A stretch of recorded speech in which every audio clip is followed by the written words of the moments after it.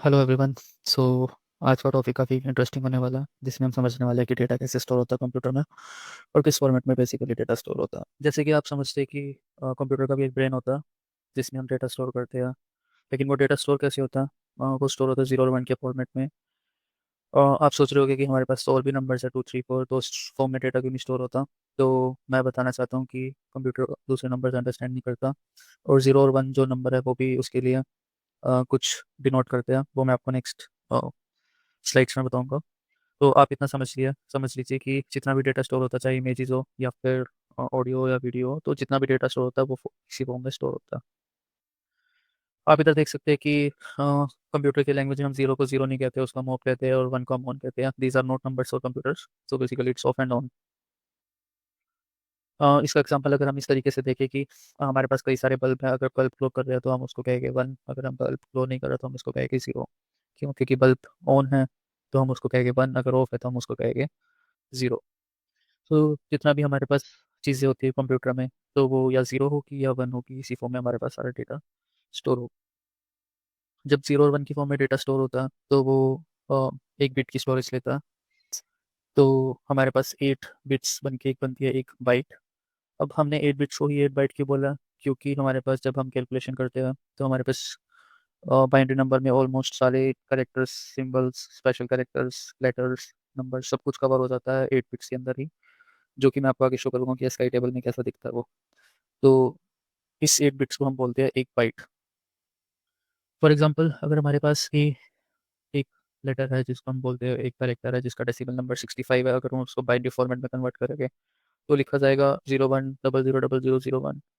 अब डेसिमल को बाइनरी में कैसे कन्वर्ट कर सकते हैं वो आप गूगल पे चेक कर सकते हैं, लेकिन मैं आपको बता देता हूँ फिर भी एक बार।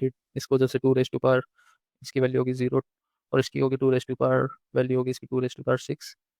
तो 2 रेज टू पावर 6 हो गया हमारे पास 64, एंड 2 रेज टू पावर 0 हो गया 1। अगर हम इसको ऐड करेंगे तो हमारे पास बन जाएगा टोटल 65।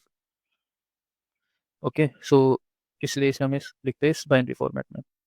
सिमिलरली हमारे पास अदर लेटर्स है जिनका एक अलग डेसिमल नंबर है। आप सोच रहे हो कि ये डेसिमल नंबर कैसे असाइन हुआ है? वो एक टेबल है जो हमें फॉलो करना होता है। बेसिकली एस का ही करेक्टर है इसका, जिसमें फॉर एग्जांपल 65 का हम ये बोलते हैं। आप एच देख रहे होते हैं, एच का नंबर 72 है। तो हर एक लेटर का एक अलग नंबर है, हर एक नंबर का अलग डेसिमल नंबर है। हर एक आप सिंबल्स देख रहे हो कि जितने भी आपके कीबोर्ड्स में, colon, semi colon, less than, equals to, जो भी हमारे पास नंबर्स है या करेक्टर्स है या फिर स्पेशल करेक्टर्स है, उनको हम एक डेसिमल नंबर से डिनोट करते हैं, जो कंप्यूटर अंडरस्टैंड करता है और उसको कन्वर्ट करता है बाइनरी फॉर्मेट में। तो जब कंप्यूटर में डेटा सेव होता है तो हम देखते हैं कि डेटा स्टोर हो रहा है इस फॉर्मेट में, बट वो रीड कैसे होता है? बेसिकली वो फर्स्ट 8 0 1 2 3 4 5 6 7 8 वो रीड करेगा, इस बाइनरी फॉर्म को चेक करेगा कि ये क्या है, उसको वो प्रिंट कर देगा। जब वो रिट्रीव करेगा, जब सेव करना होगा सिमिलरली वो भी ऐसे सेव करेगा इन सीक्वेंस फॉर्मेट। जैसे स्पेस को हम 32 बोलते हैं, ए को 65 बोलते हैं, स्मॉल ए को 97 बोलते हैं, तो इसी डेटा में डेटा रिट्रीव भी होता है और इसी फॉर्मेट में डेटा स्टोर भी होता है कंप्यूटर में। इससे पहले मैं आगे बढ़ूँ, आपको एक चीज़ बताना चाहता हूँ कि आप सोच रहे हो कि इतना सारा डेटा कैसे स्टोर होता है कंप्यूटर में। बेसिकली ये डेटा कुछ भी नहीं है अगर आप देखे जाए। आप सोचते हो कि ये इतने सारे नंबर्स कैसे स्टोर हो जाते हैं? तो बेसिकली एक जो नंबर है वो सिर्फ एक बिट की स्पेस ही रहता है। जब आपके कंप्यूटर में 4 GB की रैम है तो इट मीन्स वो कैपेबल है कि एट अ टाइम वो 4 GB का डेटा ये तो रीड कर सकता है या राइट कर सकता है।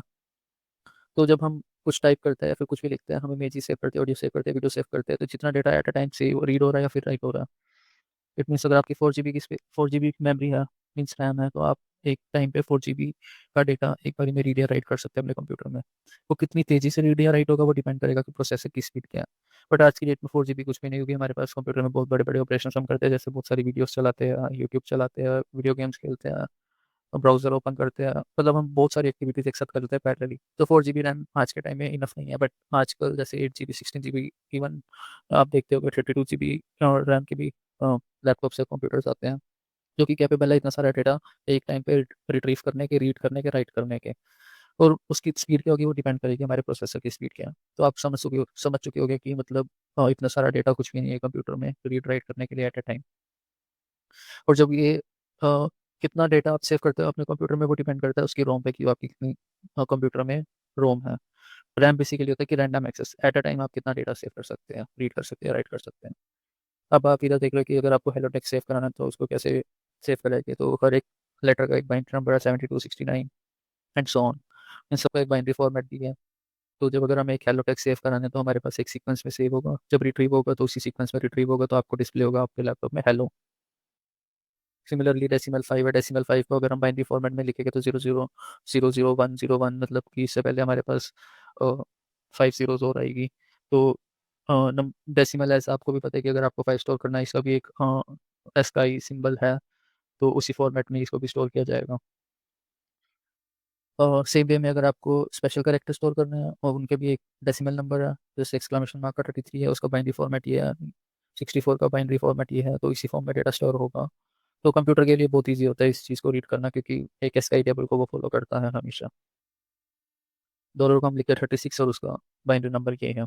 तो अगर हम इस बाइनरी नंबर, तो कंप्यूटर अंडरस्टैंड करता है कि अगर डेटा इस फॉर्म में जा रहा है तो इट मीन्स कि मेरे को डॉलर सिंबल का डेटा की रिक्वेस्ट आ रही है और रिट्रीव करना है, तो जब हम रीड करते हैं तो वो इसी डेटा को डिस्प्ले करता है।